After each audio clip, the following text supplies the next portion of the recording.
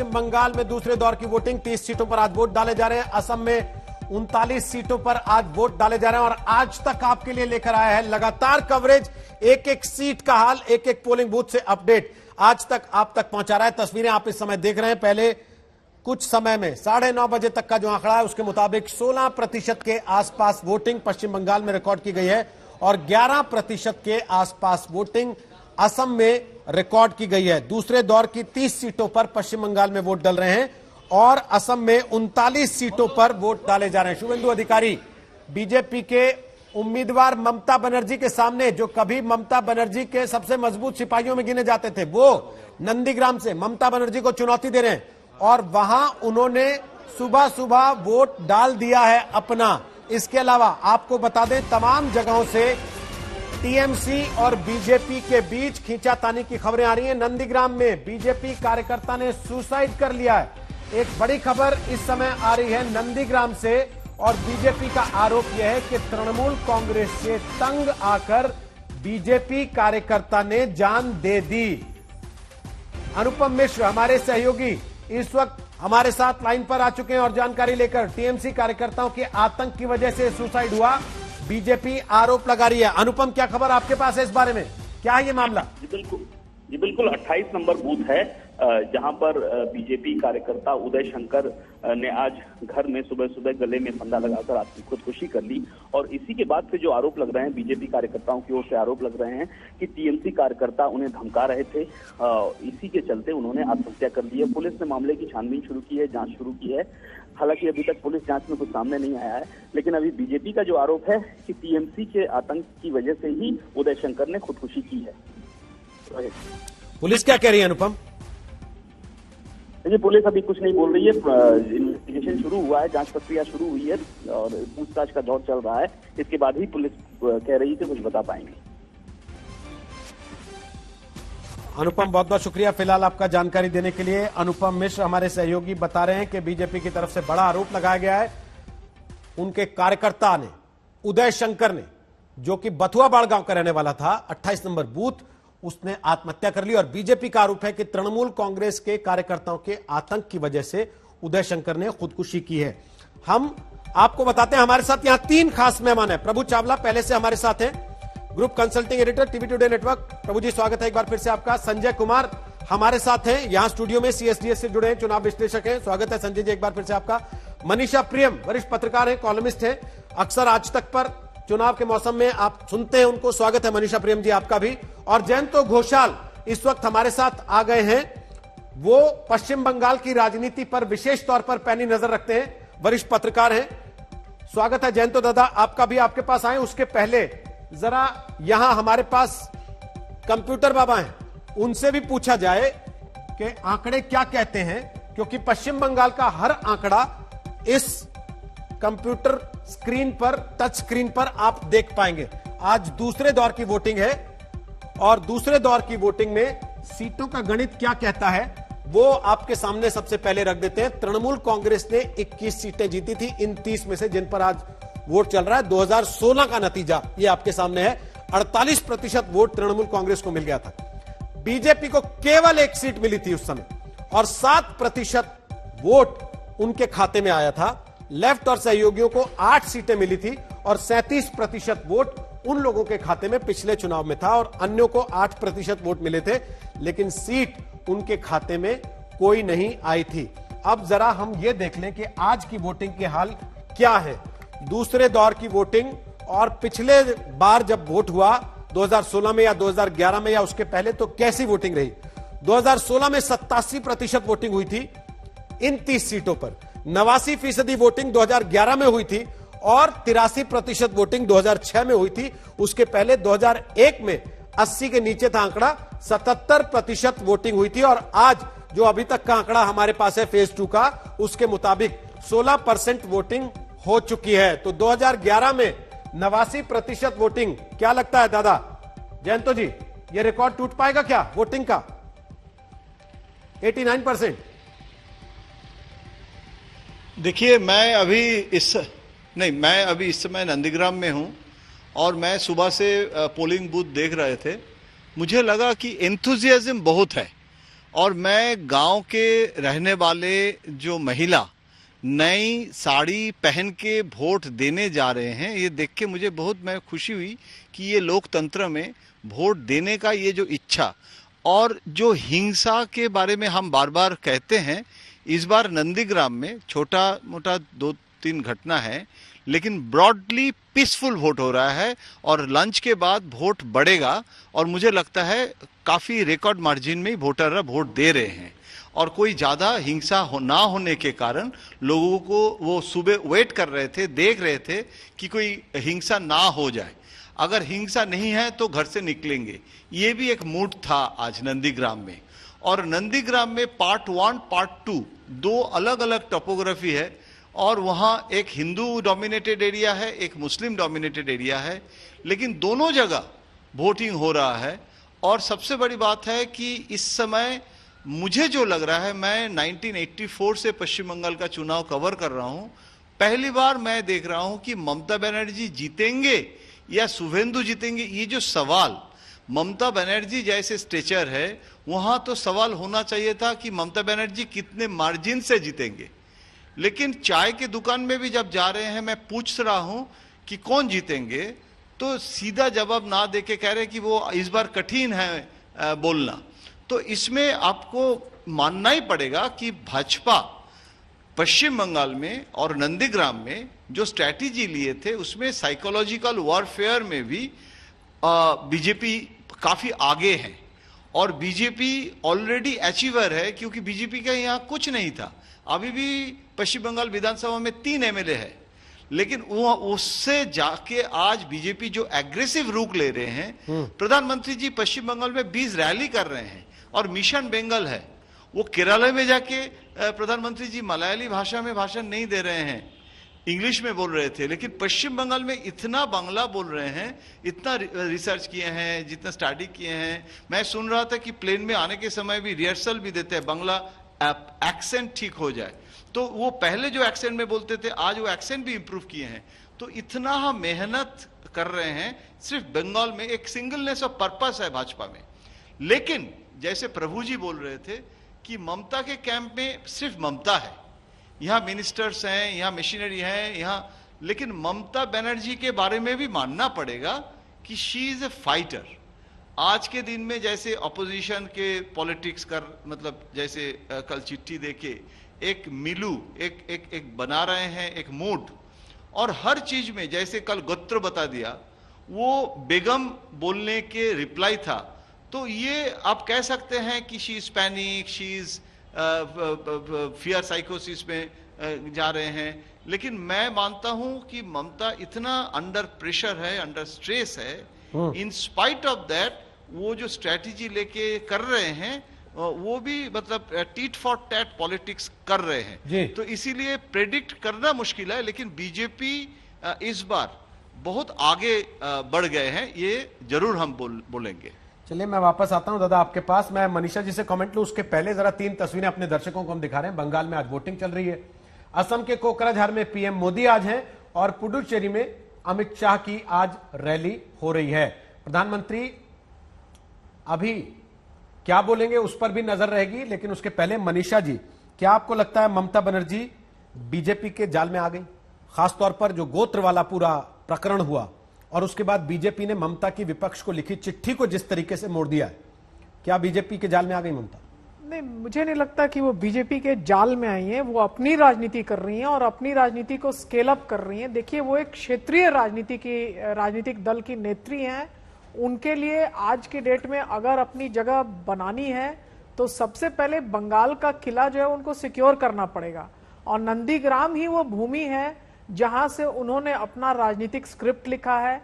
Waste Bengal वामपंथ का गढ़ वो रहा जगह जहां की वेस्ट बंगाल में left front model of development and governance, land reform, operation Barga, इन सब बातों को नंदीग्राम की चुनावी जो रणनीति उन्होंने अपनाई और जिस तरह की मास पॉलिटिक्स उन्होंने की, वेस्ट बंगाल इतिहास बन गया बंगाल में वामपंथ का पूरा गवर्नेंस मॉडल और ज्योति बासु का पर्सनालिटी बेस्ड मॉडल। आज वही प्रश्न उठ के ममता बनर्जी से वो सवाल पूछ रहे हैं, वो राजनीति के सवाल ममता बनर्जी से सवाल पूछ रहे हैं कि अब आप एक पर्सनालिटी बेस्ड मॉडल है आपका।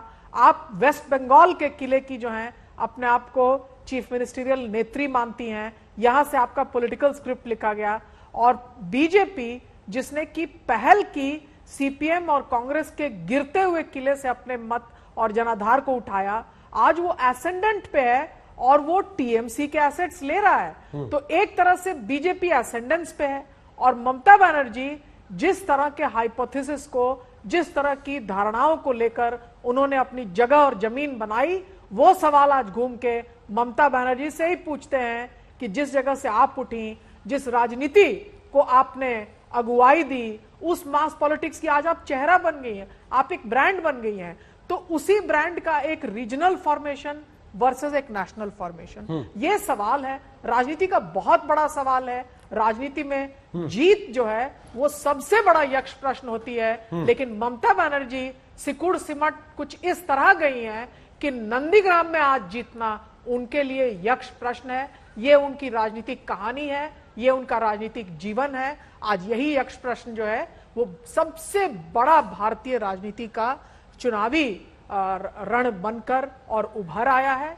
देखना है कि जनाधार, विवेक जिसे हम कहते हैं, मत का मतलब विवेक होता है, विवेक का इस्तेमाल कर बंगाल के खासकर नंदीग्राम के मतदाता जो हैं वो राजनीति के इस यक्ष प्रश्न पर किस तरह के उत्तर देते हैं, ये आज देखने वाली बात है। संजय जी कोई कमेंट उसके बाद दिखाते हैं जरा। हम नंदीग्राम की बात कर रहे हैं, मुझे लग रहा है जैसे शतरंज खेला जाता है और दोनों तरफ के लोग अपनी अपनी मतलब चाल चलते हैं, तो उसी तरह से नंदीग्राम में बीजेपी और टीएमसी ममता बनर्जी की तरफ एक तरफ से शतरंज खेला जा रहा है। सबसे पहले आपको याद होगा बीजेपी ने इस बात का बहुत प्रचार प्रसार किया कि ममता बनर्जी नंदीग्राम से चुनाव नहीं लड़ेंगी और अगर लड़ेंगी चुनाव तो वो दूसरी कंस्टिट्यूएंसी से भी अपना पर्चा भरेंगे। उन्होंने तो पहले उन्होंने एक चाल चली, उसको रिस्पॉन्ड किया ममता बनर्जी ने, उन्होंने अपना पर्चा सिर्फ नंदीग्राम से भरा। और एक दिन आपको याद होगा लगातार बीजेपी के नेताओं ने 10-12 नेताओं ने लगातार ट्वीट किया, ऐसा साइकोलॉजिकल प्रेशर बनाया जा रहा था जैसे कि इस प्रेशर में आके ममता बनर्जी अपनी दूसरी कंस्टिट्यूएंसी से भी अपना पर्चा भरे, लेकिन उन्होंने उसको एक्सेप्ट नहीं किया और लगातार इस साइकोलॉजिकल वॉरफेयर में, इसलिए मैंने पूछा था क्या वो जाल में आ रही हैं या वो अपनी चाल खेल रही हैं, उसमें वो टक्कर देने का पूरा दिखाना चाहते हैं। रोहित, ये कह पाना बहुत मुश्किल है कि वो जाल में फंस रही है, दोनों अपनी चालें चल रही हैं और चल रहे हैं। बीजेपी अपनी चाल चल रही है और ममता बनर्जी भी अपनी चाल चल रही है, उसको रिस्पॉन्ड कर रही है। अभी तो टक्कर बराबरी का दिखता है। प्रभु जी मुस्कुरा रहे हैं, उनसे पूछते हैं अभी कि क्यों मुस्कुराए वो इस बात पे। उसके पहले डेबरा सीट पर भारती घोष का आरोप टीएमसी वालों पर है और बांकुरा से टीएमसी उम्मीदवार का आरोप है कि उनके वोटर डर के मारे वापस लौट रहे हैं। जरा दिखाते हैं। सिक्योरिटी, फिर तो जमायत है, फिर तो देखिए जमायत हो रहा है। क्या सिक्योरिटी? कुछ सिक्योरिटी नहीं है वेस्ट बंगाल में। तो सीआरपीएफ अपना काम नहीं कर रही क्या?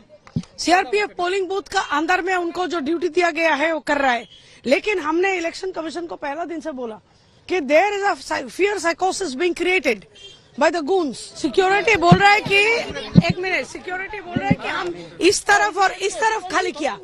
मैंने बोल रही हूँ 100 मीटर्स ऑल तरफ खाली करना है।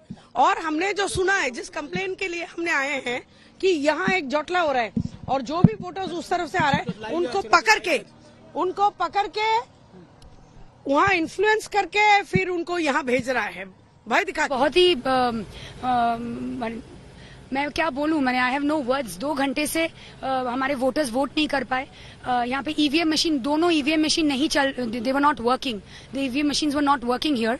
एंड 7 बजे से वोटिंग चालू हुई है। यहाँ पे बहुत एल्डरली बहुत जन थे, वो लोग काफी जन वापस भी जा चुके हैं क्योंकि यहाँ पे बांकुड़ा में बहुत गर्मी है। क्योंकि यहाँ पे लोग चाहते हैं कि सुबह सुबह आके अपना वोट देके उन लोग वापस जाए, पर यहाँ पे 2 ईवीएम मशीन सुबह से काम नहीं कर रही थी। बूथ 22 अंचल 1 polling agent not allowed to get in और सिट, उसको घेराव करके रख दिया 150 गुंडा। अभी मैंने पुलिस ऑब्जर्वर को फोन लगाया, फोन बज गया, कोई उठाया नहीं। जनरल ऑब्जर्वर को मैंने बोला, मैडम ने बोला स्ट्राइकिंग फोर्स जा रहा है, वी आर वेटिंग। बहुत ही धमकी देके फिर पोलिंग बूथ में घुसा रहा है, बाहर धमकी फिर अंदर भेज रहा है। कि अभी किसकी दोष है वो समझने की कोशिश मैं अभी नहीं कर रही हूँ, क्योंकि मेरे लिए जो जरूरी है कि मेरे वोटर्स जो लोग वापस जा चुके हैं, कि मैं कॉन्फिडेंट हूँ, मैं बहुत ज्यादा कॉन्फिडेंट हूँ। मुझे पता है कि बंगाल और बांकुड़ा दीदी को ही वोट करेंगे, दीदी के लिए ही वोट करेंगे। शायद इसीलिए दोनों स्ट्रांग बूथ पे ईवीएम मशीन्स 2 घंटे से बंद थी। तो देखा आपने कि क्या तस्वीर इस वक्त पश्चिम बंगाल के चुनाव की है, जहां 16% का वोटिंग का आंकड़ा शुरुआती कुछ देर का है। असम में 11% की वोटिंग और प्रधानमंत्री नरेंद्र मोदी आज असम के कोकराझार में हैं। पुडुचेरी में आज अमित शाह की रैली है। बंगाल में वोटिंग लगातार जारी है। असम में आज 39 सीटों पर वोट चल रहे हैं। पश्चिम बंगाल में 11 बजे तक लगभग 15.16% मतदान हुआ है और असम में सुबह 11 बजे तक लगभग 12% के आसपास मतदान हो चुका है। पौलमी साहब हमारी सहयोगी इस वक्त हमारे साथ लाइव आ गई हैं, ग्राउंड से मौजूद हैं और जानकारी लेकर। पौलमी बताइए क्या अपडेट आपके पास आ रहा है? जी, नंदीग्राम में तो रोहित इस वक्त ज्यादातर काफी पीसफुली जो है वो प्रोसेस जो है चुनाव का वो चल रहा है। कुछ इंसिडेंट्स के बारे में कंप्लेन की थी तृणमूल कांग्रेस ने शुरुआत में, कह के कि बीजेपी वहां पर उनके पोलिंग एजेंट्स को डरा रही है, वोटरों को भी धमका रही है। बीजेपी ने भी कालीचरण एक इलाके में भी कहा था कि वहां पर भी वोटरों को धमकाया जा रहा है और जो हिंदू संप्रदाय के लोग हैं उनको बाहर नहीं आने दिया जा रहा है वोट करने के लिए। ये खुद शुभेंदु अधिकारी ने सुबह कहा मीडिया से। पर जो रिपोर्ट्स आ रही हैं वो वेस्ट मिदनापुर से हैं, जो काफी टेंस हैं। केशपुर जहां पर जो एससी रिजर्व सीट है और वहां पर जो इलेक्शन हो रहा है, कल रात को ही एक टीएमसी वर्कर को मारा गया। टीएमसी का कहना है कि इसके पीछे भाजपा का हाथ है और आज सुबह सुबह भाजपा के जो इलेक्शन एजेंट है वहां पर तन्मय घोष, उनकी गाड़ी को तोड़ा गया बुरी तरह से और फिर एक पोलिंग एजेंट, जो महिला पोलिंग एजेंट है भाजपा की, उनको भी पीटा गया। ये भाजपा का कहना है। और फिर भाजपा का कहना है कि जब इस मामले की कंप्लेन करने वो पुलिस स्टेशन पहुंचे, केशपुर पुलिस स्टेशन, तो वहां पर उनकी कंप्लेंट दर्ज नहीं की गई। तो केशपुर जो इलाका है, जो कंस्टिट्यूएंसी है वेस्ट मिदनापुर में, पश्चिम मिदनापुर में, वो इस वक्त काफी टेंस है। इसी तरह का इल्जाम एक भाजपा ने कोतुलपुर में भी लगाया है, जो बांकुड़ा डिस्ट्रिक्ट में है। उनका कहना है कि हमारे इलेक्शन एजेंट्स को पोलिंग बूथ तक नहीं जाने दिया जा रहा है। एक पोलिंग बूथ का जिक्र किया है जहां पर उनका कहना है कि पोलिंग चल रही है पर हमारा एजेंट ही वहां पर पहुंच नहीं पाया है, उसको रोका जा रहा है।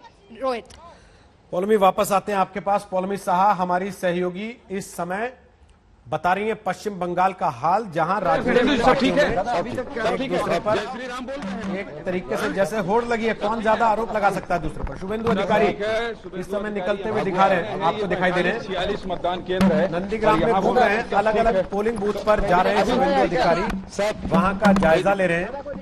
कोई दिक्कत तो नहीं हो रहा है, ये कह रहे हैं अभी जो भी है कोई दिक्कत नहीं है। शुभेंदु अधिकारी कह रहे हैं, अभी मीडिया उनसे लगातार सवाल पूछ रही थी और ये देखिए लंबी लंबी लाइनें लगी हैं। प्रभु जी, अब आपकी बात। आप उस समय भी जब संजय जी बात कर रहे थे तो मुस्कुराए थे, कुछ खास वजह है सर उस मुस्कुराहट? मैं देख रहा था कि कंपटीशन जो हो रहा है कि आप ममता को एक लीडर की बात जो कर रहे हैं, वहाँ क्यों बैठी हुई है, 3 दिन से वहाँ बैठी हुई है।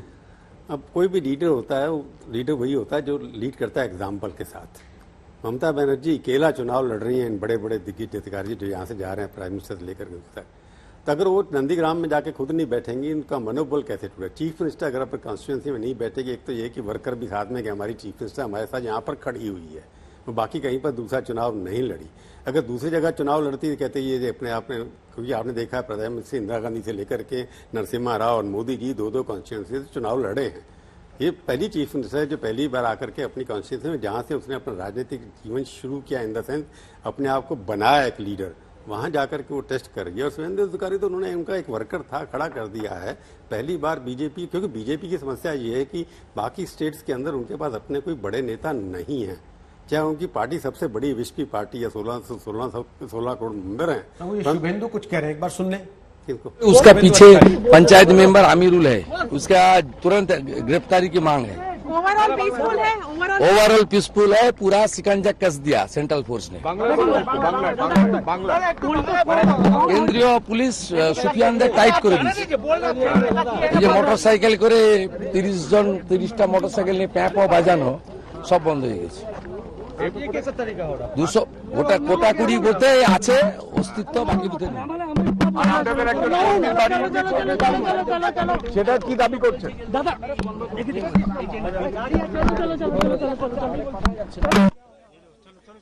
ओवरऑल पीसफुल है, सेंट्रल फोर्स ने पूरा शिकंजा कस दिया। शुभेंदु अधिकारी फिलहाल तो खुश दिखाई दे रहे हैं, कम से कम मौजूदा इंतजामों से। प्रभु जी आप पूरा तो दिखाएंगे कि अपना मॉरल बूस्टिंग तो करना ही है, परंतु जहाँ पर जितने लोग उनके साथ चल रहे हैं उससे भी एग्जाम्पल लग सकता है कितने लोग उनके साथ हैं।